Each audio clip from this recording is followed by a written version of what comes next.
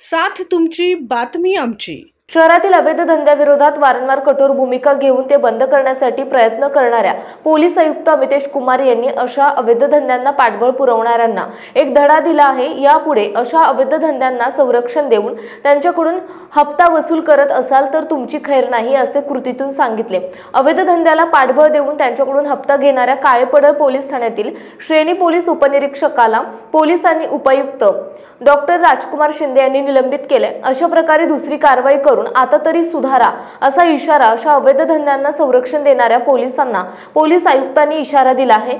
शरद नवले असे या श्रेणी पोलीस उपनिरीक्षकाचे नाव आहे। मोहम्मदवाडी येथील बीबीसी रूफटॉप किचन अँड बार येथील हुक्का पार्लरवर गुन्हे शाखा आणि काळेपडळ पोलिसांनी कारवाई केली होती। येथे 16 टेबलांवर 57 तरुण-तरुणी हुक्का पीत असल्याचे आढळून आले होते।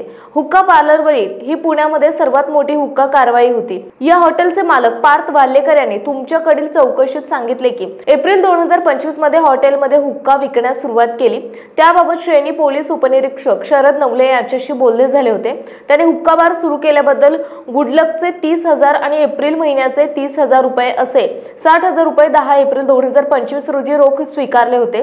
त्यानंतर त्यांच्या ओळखीचे हनुमंत गायकवाड पाटील यांनी हॉटेल मालक यांना 12 मे रोजी फोनवरून नवले यांनी 30,000 रुपये पाठवण्यास सांगितले आहे असे सांगितले। त्यांच्या मार्फत ऑनलाईन 30,000 रुपये स्वीकारले। शरद नवले यांनी हॉटेल मालकाला बेकायदेशीरपणे हुक्का विक्री करण्यास प्रोत्साहन देऊन त्या बदल्यात त्याच्याकडून 90,000 रुपये स्वीकारल्याचे प्रथमदर्शनी दिसून आले। त्यामुळे पोलीस दलाची प्रतिमा मलिन केल्याने शरद नवले याला पोलीस उपायुक्त डॉक्टर राजकुमार शिंदे यांनी निलंबित केले आहे।